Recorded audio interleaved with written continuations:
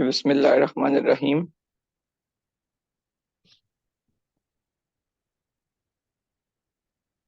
हमारे पास जो first MCQs है वो आप लोगों को विजिबल होगा कि 35 ईयर ओल्ड अफ्रीकन मैन ने ट्रांसपोर्ट हुआ इमरजेंसी डिपार्टमेंट में। उसको सवियर एक्सक्रूशिएटिंग पेन है, साथ उसका ब्लड प्रेशर देखिए 200 से अबव गया हुआ है, डायस्टोलिक उसका 110 से अबव है। तो ये जब भी होता है हमारे पास आइदर हाइपरटेंसिव इमरजेंसी या अर्जेंसी। अब इमरजेंसी है या अर्जेंसी है, वो कैसे हम डिफ्रेंशिएट करते हैं? अगर किसी पेशेंट का साथ पेपिलोडीमा के साइंस हो या किसी पेशेंट के अंदर कोई भी सिस्टेमिक साइन हो तो उसको इमरजेंसी पे हम कहते हैं। तो इस सिनेरियो में आगे आप पढ़ेंगे तो क्या लिखा हुआ है, patient has bilateral papilloedema despite our intervention including the administration of nitroprusside, patient जो है वो डाई हो गया। अब वो आपसे असल में पूछना ये चाह रहे हैं कि जब ब्लड प्रेशर इमरजेंसी होती है, लाइक हाइपरटेंशन जिसको हम कहते हैं मलिग्नेंट हाइपरटेंशन, तो मैलिग्नेंट हाइपरटेंशन की कॉम्प्लिकेशन वो आपसे पूछना चाह रहे हैं, विच of the following is likely finding. तो आपने अपने जहन में इसमें एक चीज याद रखनी है कि मैलिग्नेंट हाइपरटेंशन की एक notorious complication, one of the many, एक तो आपके पास होता है एओर्टिक डाइसेक्शन, ठीक है। दूसरी आपके पास क्या होता है, जो आपके किडनीज होते हैं वो शट डाउन हो जाते हैं। और एक पैथोलॉजी का एमसीक्यूज भी आता है कि किडनी की अपीयरेंस क्या होती है, फ्ली पेटर्न अपीयरेंस होती है। क्यों होती है? उसकी वजह ये मेंशन की हुई है कि मल्टीपल पंक्टेट हेमरेजेस हो जाते हैं on the surfaces of the both kidneys. असल में इसके डिफरेंट एमसीक्यूज हैं, जिस तरह फॉर एग्जांपल मैलिग्नेंट हाइपरटेंशन का एक एमसीक्यूज आपसे पूछा जा सकता है कि टाइप ऑफ नेक्रोसिस कौन सी होगी। तो आपने मेंशन करना है टाइप ऑफ नेक्रोसिस जो होगी वो फिब्रिनाइड होगी। अगर ये ना हुआ तो ऑर्गन सिस्टम के अकॉर्डिंग एमसीक्यूज होगा कि किडनी के अंदर क्या अपीयरेंस होगी, तो वो पंक्चुएट हेमरेजेस होंगे on the surfaces of both kidney, जिसको फ्ली पीटन अपीयरेंस भी कहते हैं। यहाँ पे एक चीज मैं आपको बताना चाहूँ, जिस तरह नाइट्रोप्रोसाइड से रिलेटेड एमसीक्यूज बाज़ औक़ात आते हैं, जिस तरह यही टिपिकल सिनेरियो इसी तरह का होता है, सिर्फ चेंज कर दिया जाता है नीचे क्वेश्चन को कि नाइट्रोप्रोसाइड आपको पता है कि ये क्या करती है कि एचबी हीमोग्लोबिन जो होता है उसमें आयरन जो होता है वो +2 स्टेट के अंदर होता है, उसको +2 से +3 में कन्वर्ट कर देते हैं जो नाइट्रेट्स होते हैं। और टिपिकल ये सिनेरियो होता है कि पेशेंट को नाइट्रोप्रोसूड की या नाइट्रेट्स की कोई भी इन्फ्लुएंस चली है, हाइपरटेंसिव पेशेंट था, अब आपके पास आपने ब्लड ड्रॉ किया उस पेशेंट का तो चॉकलेट कलर का ब्लड हो गया। तो चॉकलेट कलर का जो ब्लड होता है वो किस में होता है आपके पास? वो मेथ हीमोग्लोबिनीमिया के अंदर होता है, ठीक है। मेथ हीमोग्लोबिनीमिया का सिनेरियो भी इसी तरह टिपिकल थोड़ी सी स्टेम चेंज होकर आपके पास आती है, मेथ हीमोग्लोबिनीमिया। ये भी आपने अपने जहन में याद रखना है, मेथ हीमोग्लोबिनीमिया। उसमें वजह क्या है कि आयरन +2 स्टेट से +3 स्टेट के अंदर चला गया। जब वो +3 स्टेट के अंदर चला गया है तो होगा क्या कि ऑक्सीजन बाइंड नहीं कर पाता। जब वो बाइंड नहीं कर पाता ऑक्सीजन उसके साथ तो उसका कलर चेंज हो जाता है, पेशेंट साइनोस्ट हो जाता है, और ये साइंस आपके पास चॉकलेट कलर का बिल्कुल ब्लड आता है। 30 ईयर ओल्ड फीमेल है। डॉक्टर हमारे जी जी। एक्सक्यूज मी, डॉक्टर हमारे ये जो स्लाइड है ये इसको एक्सपेंड किया जा सकता है? इट मींस कि नहीं ये आप स्क्रीनशॉट उसको, ये स्क्रीनशॉट लिए गए हैं? जी ये स्क्रीनशॉट में मेरे साथ शेयर हुई है पीडीएफ। अच्छा, चलिए ठीक है। और इसको जो है जिस तरह का ये सीवीएस स्मोक टेस्ट है, तो सीवीएस स्मोक टेस्ट इसकी हेडिंग बन जाए और ये कौन सा नंबर है हाँ उसको वो वो नंबरिंग वो, मेंशन हो जाए सीवीएस बिल्कुल। के। वो मैं डॉक्टर ठीक है, सत्तार इस तरह से तो पता करता नहीं हूँ चल रहा इसको है क्या। ताकि वो थोड़ा इजी हो शायद। आज थोड़ी तेजी आप में हुआ कोऑर्डिनेट क्योंकि, आप चलिए ठीक है, आप आपस में कोऑर्डिनेट कर लीजिएगा। चलिए ठीक है, ठीक थैंक ठीक। यू, जज़ाकल्लाह, ओके अल्लाह। ओके, 30 ईयर ओल्ड फीमेल है, हाइपर ईसीजी में 2 पी वेव्स हैं preceding each Q R S complexes. Normal rhythm आपको पता है हर पी के बाद क्यू आर एस वेव होनी चाहिए एंड देन टी वेव। अब वो ये कह रहा है कि 2 पी वेव हैं और फिर क्यू आर एस आया है, तो इसका मतलब पता है क्या होता है कि जब भी 2 पी वेव्स आ रही है ना कोई ब्लॉक होता है, कोई ना कोई आपको कंडक्टिंग सिस्टम हार्ट का पता है, ऐसे नोड पड़ी होती है, यहाँ पे एवी नोड पड़ी होती है, तो एवी नोड में कोई ना कोई मसला होता है। तो ये आप याद रखें ना, इंटरप्रिटेशन इसकी क्या होगी कि पेशेंट का conduction through the AV node वो डिलेड हो गई है। अच्छा, इसको एक इफेक्ट कहते हैं, जिसमें आपने पढ़ा होना है क्रोनोट्रोपिक, ड्रोमोट्रोपिक, बैथमोट्रोपिक, तो इसको ड्रोमोट्रोपिक इफेक्ट कहते हैं, ड्रोमोट्रोपिक, कि ये पेशेंट की कंडक्शन। अब ये एमसीक्यू थोड़ा सा कंफ्यूजिंग यहाँ पे अगर आप देखें ना एवी नोड से related, decrease firing rate of the pacemaker, firing से ये मसला नहीं आएगा, ठीक है। ये जो 2p वेव्स हो रही हैं और फिर क्यों ऐसा आ रहा है, ये ब्लॉक्स की ईसीजी है। जो ब्लॉक्स का मसला होता है वो हमारे पास किस वजह से आता है, जब conduction through the AV node affect होती है। नॉर्मली आपको पता है एवी नोड में कंडक्शन होती है, डिले होती है एवी नोड में, ऐसे नोड के इसी वजह से इसकी वजह ये होती है ताकि जो वेंट्रिकल्स हैं या सॉरी एट्री हैं, उनको थोड़ा सा टाइम मिले रिलैक्स होने के लिए, ब्लड को कलेक्ट करने के लिए। If a patient develops chest pain, exertion pain, but the pain is relieved by the rest, तो आपका डायग्नोसिस क्या होगा? This is basically typical chest pain या स्टेबल एंजाइना। ये तीन चीजें इसमें होती हैं, क्या क्या होती हैं? रिट्रोस्टर्नल चेस्ट पेन, दूसरा पेन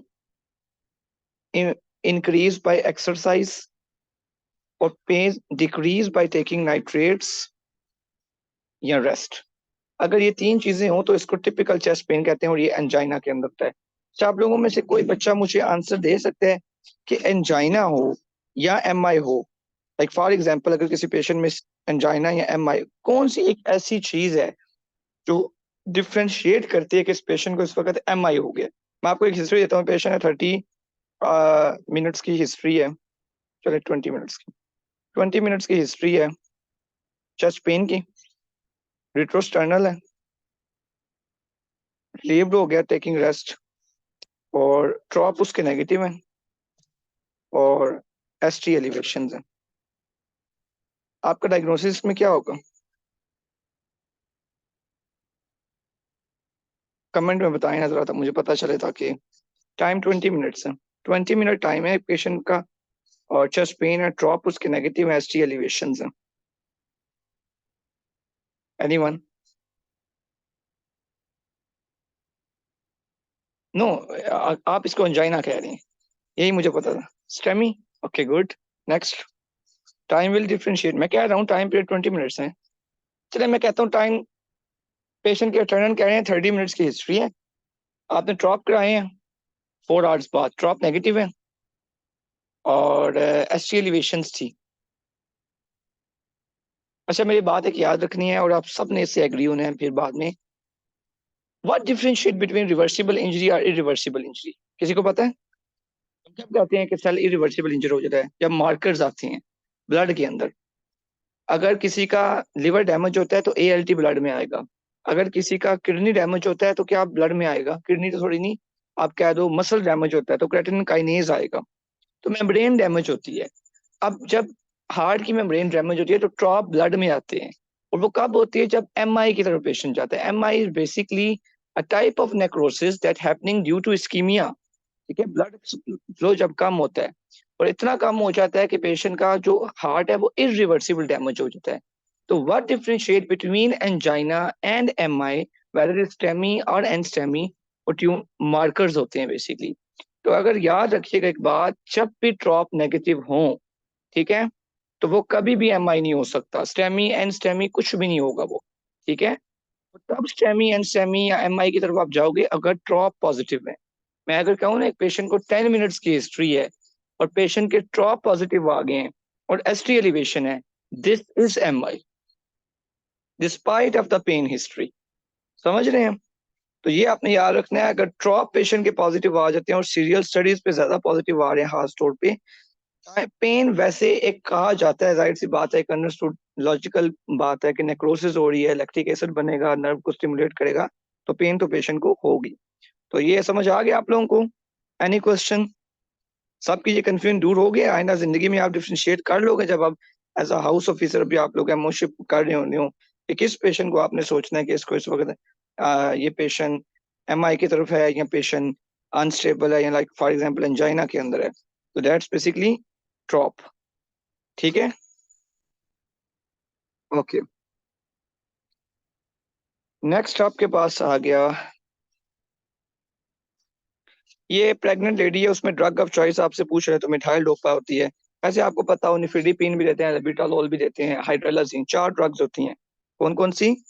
लिख लें एक जगह, लेबिटालोल, निफिडिपिन, और हाइड्रोलाजीन।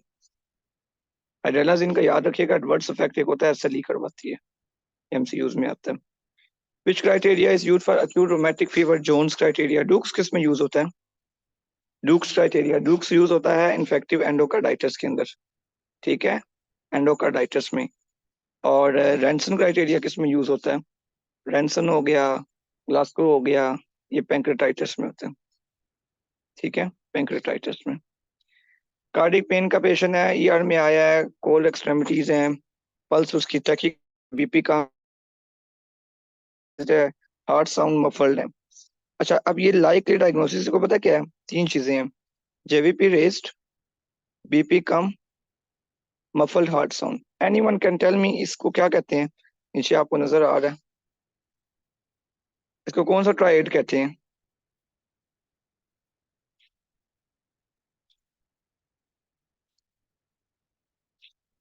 बैक्स्ट्राइड, ठीक है, बैक्स्ट्राइड है। जो मैंने आपको चेस्ट पेन वाला बताया उसमें मैंने यही बताने की कोशिश की है कि हमेशा याद रखना ट्रॉप, अगर किसी पेशेंट के ट्रॉप पॉजिटिव हो, एसटी एलिवेशन हो, दिस इज स्टेमी। अगर किसी पेशेंट के ट्रॉप पॉजिटिव ना हो और एसटी एलिवेशन हो, तो वो एक कंडीशन होती है वेजोस्पास्टिक एंजाइना, उसके अंदर होती है।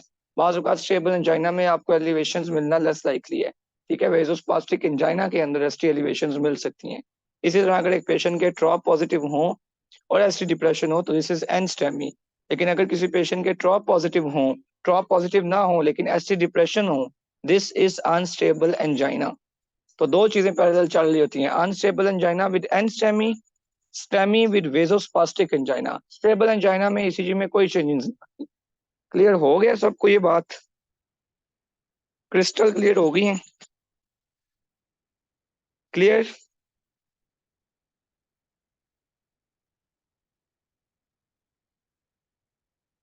कुछ तो लिख दें। ये कॉन्सेप्ट क्लियर हो गया आप लोगों का? ओके। ये पूरी सीवीएस में यही कोर कॉन्सेप्ट होता है, एमसीक्यू के बड़े आते हैं।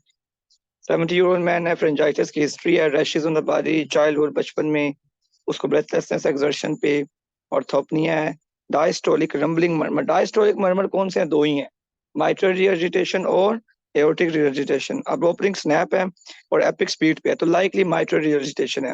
What is most likely? This is mitral valve prolapse, ठीक है। अगर वो ये कहता है कि ये मर्मर आपको नजर सुनने में आया है, like for example right side पे, सेकंड इंटरकोस्टल स्पेस पे, तो फिर आप क्या सोचेंगे? Aortic regurgitation. तो ये आपने याद रखना है कि कौन से सिस्टोलिक मर्मर है, कौन से डायस्टोलिक है। सिस्टोलिक में एओर्टिक स्टेनोसिस है और माइट्रल रिगर्जिटेशन है। डायस्टोलिक में माइट्रल स्टेनोसिस है, एओर्टिक रिगर्जिटेशन है, ठीक है। ये अपोजिट होते हैं, इस तरह याद रख लें कुछ भी। 26-year-old पेशेंट है, डायग्नोज केस है एंडोकार्डाइटिस का, diastolic murmur, left lower intercostal. अच्छा, ये राइट साइड पे भी, राइट साइड पे थोड़ी नहीं होता एओर्टिक, एओर्टिक स्टेनोसिस का राइट पे होता है। ये जो लेफ्ट लोअर स्टर्नल बॉर्डर ना, इसको अर्ब्स पॉइंट कहते हैं, ठीक है। तो वाइड पल्स है, कोलैप्सिंग पल्स भी इसको कहते हैं। ये लाइक डायग्नोसिस होता है एओर्टिक रिगर्जिटेशन का, ठीक है। डायस्टोलिक मर्मर है, दो ही है, कौन कौन से? एओर्टिक रिगर्जिटेशन और दूसरा कौन सा है हमारे पास? माइट्रल स्टीनोसिस का। लेकिन ये कितने सुनने आ रहा है? ये लेफ्ट लोअर बॉर्डर पे है, ये एपिक्स पे नहीं है, इसलिए ये एओर्टिक रिगर्जिटेशन है। कार्डिक पेशेंट है, ईआर में आया, कंप्लेन चेस्ट पेन के साथ है, कोल्ड कैविटीज हैं और जेवीपी रेस्ड है, मफल हार्ट साउंड है, पेशेंट शॉक में है। तो ये कौन सा टाइप ऑफ शॉक होगा? कार्डियोजेनिक शॉक, ठीक है। जेवीपी रेस्ड हो, मफल हार्ट साउंड हो, कार्डियोजेनिक से ज्यादा मुझे वैरायटी उसकी लग रही है ये, लेकिन टाइप ऑफ कार्डियोजेनिक ही है बाकी, ठीक है। मफल हार्ट साउंड वैसे इसमें मेंशन नहीं होना चाहिए, लेकिन ये टाइप ऑफ शॉक कार्डियोजेनिक ही होगा, ठीक है। जेवीपी अगर रेज है तो हार्ट आगे पंप ही नहीं कर रहा। पेशेंट ईआर में आया, सीवियर पेन है, लेफ्ट आर्म में जा रहा है, ईसीजी में कहता है कि एसटी एलिवेशंस हैं, ठीक है। अब एक चीज इस सिनेरियो में मिसिंग है, ड्रॉप पॉजिटिव है, ठीक है। ड्रॉप पॉजिटिव है तो आपने क्या सोचना है? Typical scenario ST elevation, this is STEMI, जिसको हम एक्यूट एमआई कहते हैं। अच्छा, एमआई की दो टाइप्स होती हैं, या स्टेमी होता है या एंड स्टेमी होता है, ठीक है। और MI में एक चीज याद रखनी है, ट्रॉप हमेशा पॉजिटिव होती है। स्टेमी तब कहते हैं अगर एसटी एलिवेशन हो, एंड स्टेमी तब कहते हैं एसटी डिप्रेशन हो। A lack of visible P waves preceding the QRS complexes suggest a lack of sinus beat. This may occur with sinus dysfunction or in the presence of afibrillation या flutters. Thoracic aortic aneurysm associated with which of the following? असल में ये सारा scenario देख के आप इसको miss भी कर दें, सारे स्टेम को नीचे से पढ़ें। थोरेसिक एओर्टिक एन्यूरिज्म वो किस कंडीशन के साथ एसोसिएट होता है? तो एक तो सिफिलिस के साथ होता है, या कनेक्टिव टिश्यू डिसऑर्डर्स में से मार्फन के साथ, ठीक है। और इसकी कॉम्प्लिकेशन क्या होती है? Aortic dissection. 46-year-old woman present for evaluation of visible vein, both lower her limbs. She described this an appealing but denies any associated discomfort. और वो कैशियर के तौर पे काम करती है, where she spends most of her time standing. तो what is the diagnosis? ये वेरिकोस वेन है, ठीक है। कैसे पता चला? लोअर लिम्स की वेन डायलेटेड है, पेशेंट ज्यादातर इमोबिलाइज रहती है, लाइक खड़ी रहती है, स्टैग्नेंट रहती है, तो स्टेसिस की वजह से जो वेन्स डायलेट होती हैं। और इसकी पैथोफिज क्या होती है? एक देखें डीप वेन्स होती हैं, और फिर बाई के सुपरफिशियल है, ये डीप होती हैं। डीप के नाम क्या क्या है? पोप्लीटियल और फेमोरल। सुपरफिशियल के नाम क्या है? सेफनस। होता यह है कि जब बाज़ औक़ात कुछ पेशेंट को ना डीप वेन के अंदर थ्रोम्बोस बनता है, जिसकी वजह से सुपरफिशियल वेन डायलेट हो जाती है। एक ये पैथोलॉजी होती है। कुछ लोगों में ये होता है जब वो स्टेसिस करते हैं तो ये वाल्व्स वन वे वाल्व होते हैं, ये वाल्व डिसफंक्शनिंग होते हैं, सुपरफिशियल वेन डायलेट हो जाती हैं। ये ज्यादातर स्टेसिस की वजह से होते हैं। ये दो काजेज होती हैं, या है तो काजेज बहुत सारी हैं।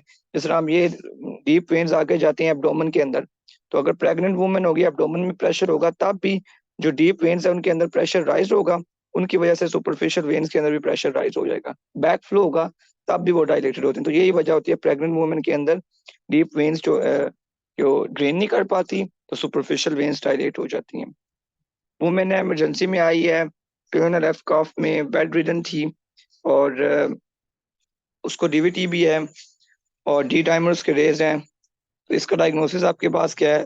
डीवीटी, ठीक है। वो समझ मैंने आपको बता दिया, वजह यही होती है डीप वेन्स के ड्रेन नहीं कर पाती। अब ये क्या है? पेशेंट हाई ब्लड प्रेशर है, इनमें से कौन सी drug which of the following should be avoided?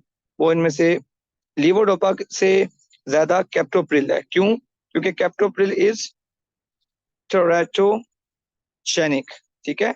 S को इसीलिए नहीं दिया जाता है प्रेग्नेंट वुमेन के अंदर। एक्स्ट्रा आ गया। ओल्ड फीमेल है, प्रेजेंट हुई है हेडिक के साथ, साइनोस के साथ, बीपी उसका 180 तक है, इजेक्शन सिस्टोलिक मर्मर है, और उससे पूछा। अब एक पेशेंट का मतलब आपके पास इस तरह की हिस्ट्री होना जिस पेशेंट का बीपी रेस्ड हो और एक और पास डिफरेंशियल साइनोसिस हो। डिफरेंशियल क्यों? ये आपको पता है, एओर्टा आ रही है, एओर्टा नीचे लोअर लिम्स में जाती है। अगर किसी पेशेंट की अपर लिम्स की ब्लड सप्लाई, ये अपर लिम्स है, अपर लिम्स की ब्लड सप्लाई बिल्कुल इंटेक्ट है, लेकिन लोअर लिम्स के अंदर उसको इशू आ रहे हैं। फिर दूसरी बात आपको पता है, यहाँ पे कोरेक्टेशन में ये होता है कि लेफ्ट सबक्लेवियन आर्टरी के बाद नर्विंग होती है, तो रीनल आर्टरी जो निकल रही होती है उनमें ब्लड कम जाता है। जब रीनल में ब्लड कम जाता है तो रेनन सिस्टम रिलीज होता है। इसकी वजह से क्या होगा? बीपी रेज होने की वजह ये होती है, तो बीपी पेशेंट का रेज्ड होता है।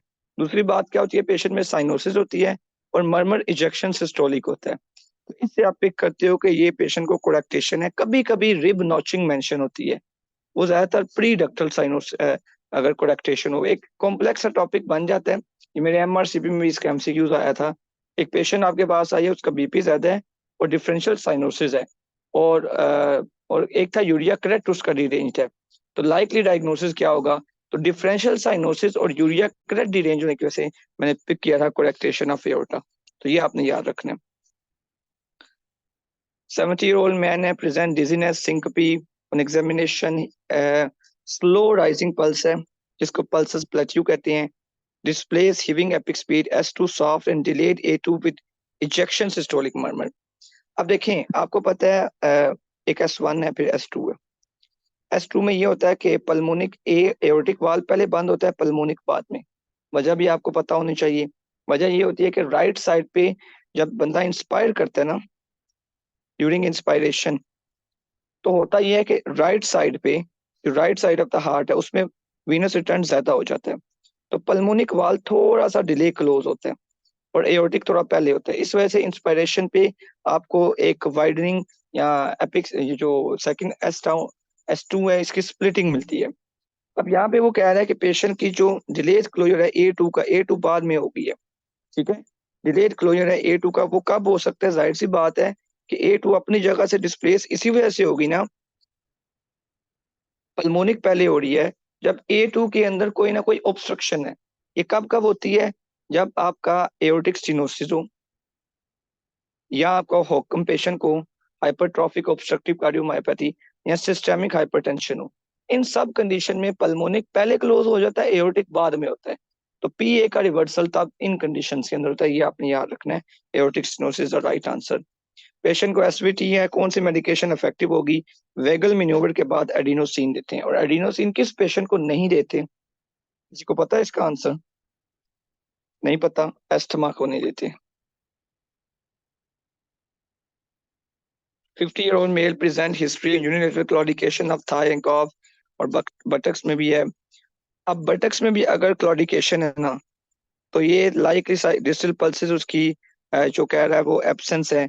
तो ये जो आपकी इलियक, क्योंकि आपको पता है एओर्टा है ना, एओर्टा के बाद आइलिक आर्टरी है, फिर एक्सटर्नल है और इंटरनल है।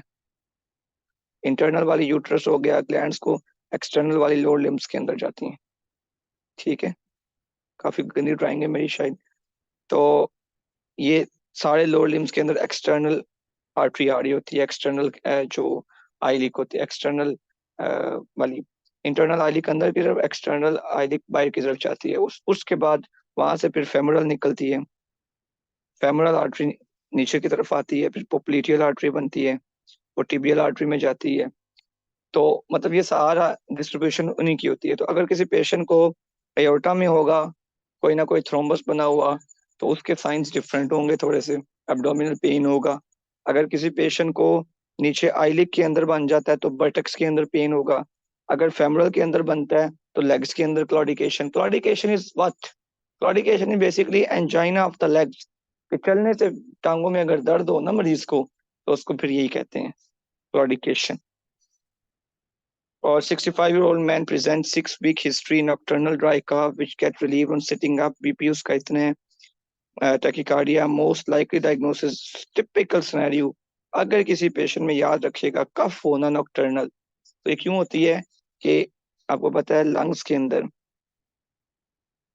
ये लेफ्ट साइड हार्ट की है, तो जब पेशेंट का हार्ट फेलियर होता है, ब्लड सारा बैकअप हो जाता है लंग्स के अंदर। लंग्स में जब पानी आता है ना, तो रात को पेशेंट जब लेटता है, तो वैसे भी रात को लेटता है तो इक्वली डिस्ट्रीब्यूट हो जाता है जब पानी, तो पेशेंट को एक तो ऑर्थोपनिया होता है, लेटने से मसला हो जाता है। दूसरी बात उसको ये होती है, जब वो लेटता है तो रात को जो नर्व्स होती हैं वो स्टिमुलेट होती हैं, पेशेंट कफ भी करता है और उठ के बैठता है, ठीक हो जाता है। अब पेशेंट में क्रैप्स भी हैं, बीपी रेस्ड है, टैकीकार्डिया है, तो सीसीएफ का सिनेरियो टिपिकल है। In a female experiencing hemorrhage with while standing, an increase in heart rate occurs due to what? अच्छा, अब एक हेमरेज हो गया, experiencing hemorrhage while standing and increase in heart rate occurs. अच्छा, ये आपसे असल में पूछना ये चाह रहा है कि अगर एक पेशेंट में, नहीं, in female experiencing hemorrhage while standing, अच्छा, हार्ट रेट इंक्रीज क्यों होता है व्हाइल स्टैंडिंग? अगर तो ये पूछना चाह रहा है तो उसकी वजह ये होती है कि जब एक बंदा सिट करके स्टैंड हुआ है ना, तो होता ही है कि लोअर लिम्स के अंदर सारे का सारा ब्लड पूल हो जाता है। अब वीनस रिटर्न कम हो जाते हैं, वीनस रिटर्न कम होगा, कार्डिक आउटपुट कम होगी, कार्डिक आउटपुट थोड़ी कम होगी, तो क्या होगा कि जो हार्ट रेट है वो इंक्रीज हो जाएगा। वो फिर सिंपैथेटिक सिस्टम फायर करता है उसकी वजह से, तब हार्ट रेट बढ़ता है। हार्ट रेट भी बढ़ता है, फिर सिंपैथेटिक सिस्टम वीनस रिटर्न को भी बढ़ाने की कोशिश करता है।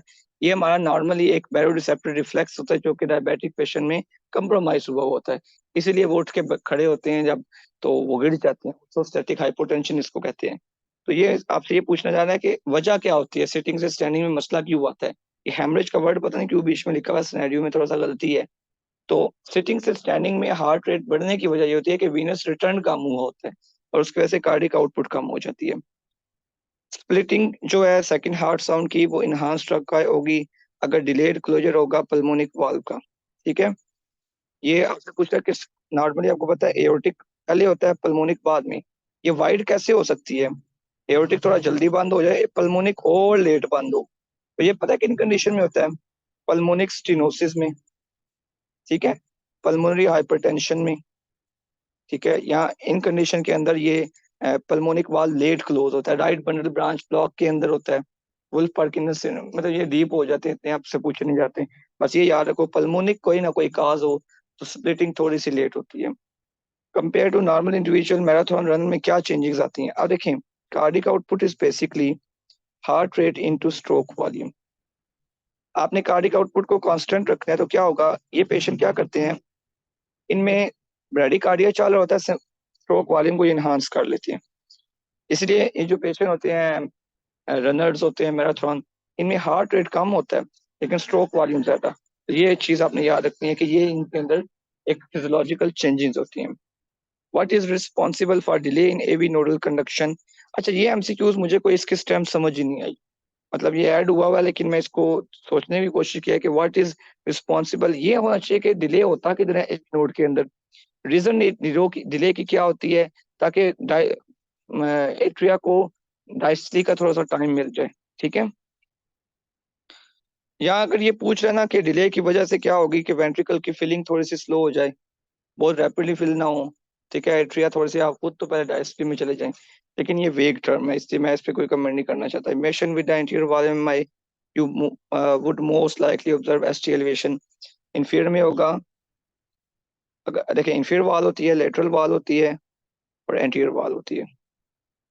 अगर इंफीरियर में होगा तो लीड 2-3 एवीएफ में मसला होगा, लेटरल में होगा लीड 1 एवीएल, V5 V6 में होगा, V1 to V4 में मसला तब होता है अगर एंटीरियर वॉल के अंदर इशू।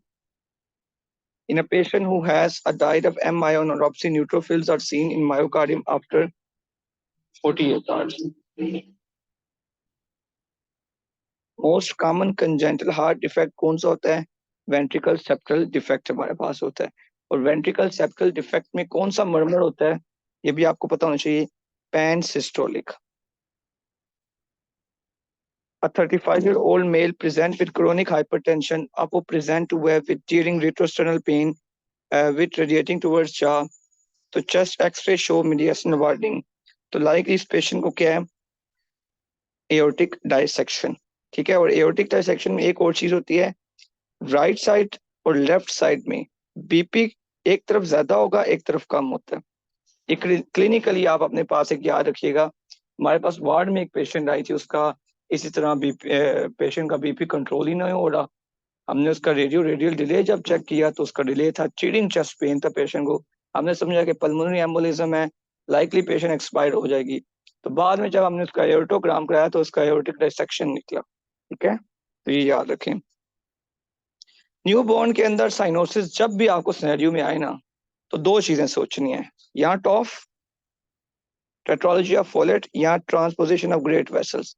लेकिन अगर 12 आवर्स के अंदर अंदर आ रहा है ना बर्थ पे, तो फिर transposition of great vessels.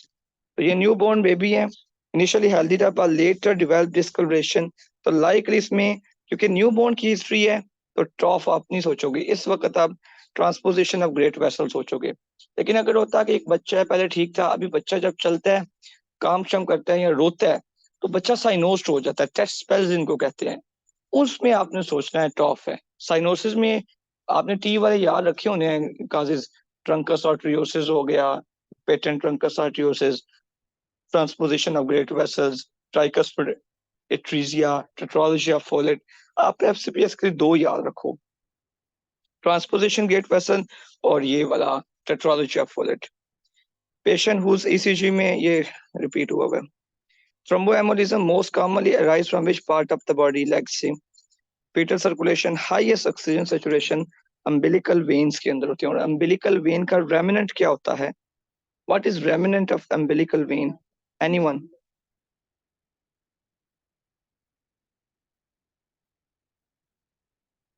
What is the remnant of umbilical vein? Medial umbilical ligament. Are you sure? अच्छा, तो एलन टाइस का क्या होता है? एलन टाइस का। गुड। एलन टाइस का मीडियन एम्बलाइकल लिगामेंट है।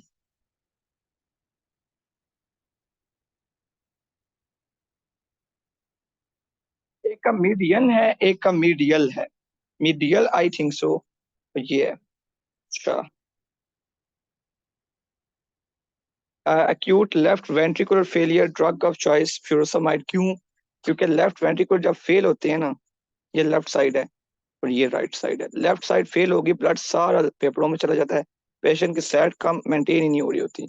आप लोग पेशेंट इस तरह के रिसीव करते होगे एज, तो उनको क्या करते हैं, आप लेसिक्स लगाते हो 60 mg 40 mg, ताकि वो डायूरेट तो करना शुरू हो। ठीक है। नॉन हाइपरटेंसिव पेशेंट है, पेशेंट एमआई का, पेरिकार्डियल फ्रिक्शन रब है, करेक्ट अरेंज्ड है, तो लाइक यूरेमिक पेरिकार्डाइटिस है।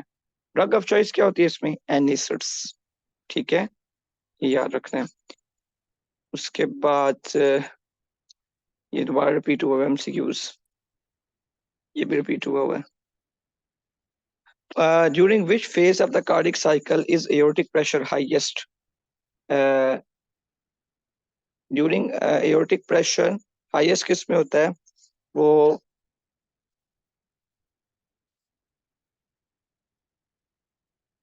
आई थिंक सो, ये थोड़ा सा इसने गलत कर दिया है कि during which phase of the cardiac aortic pressure lowest अगर हो, हाईएस्ट किस फेज के अंदर होंगे? तो रिड्यूस वेंट्रिकुलर इजेक्शन के अंदर नहीं होंगे, बल्कि रैपिड वेंट्रिकुलर इजेक्शन के अंदर हाईएस्ट होंगे। इसको मुझे एक दफा दोबारा देखना पड़ेगा, आई थिंक सो कि which phase, oh sorry sorry, ठीक है। ये बल्कि ये एमसीक्यूज ना काफी दफा रिपीट होके आपको आएगा रफी के अंदर भी, कि आपको पता है, ये मैं सिर्फ एओर्टिक प्रेशर ड्रॉ कर रहा हूँ, ऐसी ही होती है ना ऊपर की तरफ लूप।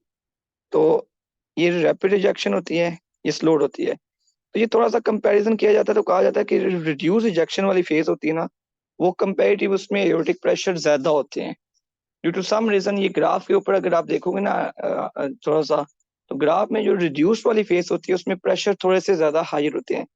एक तो ये वजह होती है, दूसरी वजह जो मुझे समझ आई है वो ये होती है कि जब आपको पता है एओर्टिक में इंसिसुरा एक स्टेट आती है, थोड़ा सा प्रेशर ऐसे जाके ना, एओर्टा का प्रेशर कम होता है, फिर ऐसे आता है, फिर एक बल जाता है जब वाल क्लोज होता है, फिर ऐसे। ये शायद रिड्यूस फेज के अंदर एक फेज आती है जिसमें वाल क्लोज हो रहा होता है, तो थोड़ा सा बल जाता है, शायद उस वजह से ये कहते हैं कि रिड्यूस इजेक्शन फेज के अंदर प्रेशर हाईएस्ट होते हैं। लेकिन ये आपको रफी में बहुत दफा एमसीक्यूज रिपीट मिलेगा। Blood flow to which organ is control primarily by the sympathetic nervous system? तो वो स्किन है। और किसको अगर पूछा जाए कि कंट्रोल बाय, जिस तरह आपसे पूछा जाता है, मसल्स होते हैं दो तरह के ना, एक होता है एक्सरसाइज करने वाला मसल, एक नॉन एक्सरसाइजिंग। तो जो एक्सरसाइज वाला होता है वो वेजो डायलेशन से करता है, या कार्बन डाइऑक्साइड से, पीएच से, पोटाशियम से, इन चीजों से, ऑटो रेगुलेशन से। लेकिन जो नॉन एक्सरसाइजिंग मसल होता है, इसको कौन से फाइबर होते हैं? ये सिंपैथेटिक कोलिनर्जिक फाइबर्स होते हैं। ये एमसीक्यूज बहुत ज्यादा दफा आपको आएगा। इसी तरह स्वेट ग्लैंड्स का एमसीक्यूज आता है कि स्वेट ग्लैंड्स में कौन से फाइबर हैं? तो वो फाइबर होते सिंपैथेटिक हैं, लेकिन रिलीज वो एसिटाइकोलिन करते हैं, तो वो सिंपैथेटिक कोलिनर्जिक होते हैं। ये मुझे पता है आपके ऊपर से गुजर गई होगी बात, मैं क्या कर रहा हूँ, ये मैं आपको ये बताना चाह रहा हूँ, ये सीपीएसपी के रूल है। इस स्वेट ग्लैंड्स को कौन सी नर्वेशन होती है, ये आपने याद रखनी है कि होती सिंपैथेटिक ही है। इसीलिए जब आपको कोई बंदा भागता है, उसको पसीना आता है, सिंपैथेटिक सिस्टम फायर करता है। लेकिन ये फाइबर जो होते हैं सिंपैथेटिक कोलिनर्जिक होते हैं, कि ये एट एंड न्यूरोट्रांसमीटर एसिटाइकोलिन रिलीज कर रहे हैं। तो लेकिन जो नॉन एक्सरसाइजिंग हार्ट मसल्स होते हैं, उन मसल्स को हमारे पास उनको भी बेसिकली सिंपैथेटिक कोलिनर्जिक फाइबर्स आ रहे होते हैं, just like the sweat glands. ठीक है। लेकिन जो एक्सरसाइजिंग स्केलेटल मसल्स होते हैं, जो काम करें, उसमें ऑटो रेगुलेशन होती है, जस्ट लाइक सीएनएस और हार्ट। आई थिंक सो। ओके, अब ये पेशेंट है, वो मैंने फिजिशियन के पास आई है, हाइपरटेंसिव है।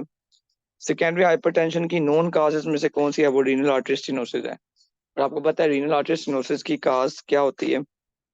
फीमेल के अंदर फाइब्रो मस्कुलर डिस्प्लेजिया, और मेल्स के अंदर एथीरोस्क्लेरोसिस। और अल्ट्रासाउंड पे एक किडनी का साइज कम नजर आता है, तब आपको पता चलता है। पेशेंट आया है, ड्राई कफ की हिस्ट्री है, इस past history include recent MI, several medication ली, और डिसाइड मेडिकेशन साइड इफेक्ट। तो अस्थमा में कौन सी ऐसी मेडिकेशन है जिसमें कफ होती है, सिर्फ एक ही दवाई है, वो एस इनहिबिटर है। क्यों होता है पता है किसी को? एस जो एंजाइम है ना, ये ब्रेक डाउन करता है ब्रेडिकाइनिन को। ये उसके ब्रेक डाउन प्रोडक्ट्स हैं। अगर आप किसी मरीज को एस इनहिबिटर देते हो ना, तो ब्रेडिकाइनिन के लेवल रेज्ड हो जाते हैं, उसकी वजह से पेशेंट को कफ होती है। ठीक है, so that was all. Hope so आप लोगों को कुछ ना कुछ समझ आया होगा। ठीक है, आप लोग अपने आप को अनम्यूट बेशक कर सकते हो, और कोई क्वेश्चन आप लोग पूछना चाहो तो जरूर।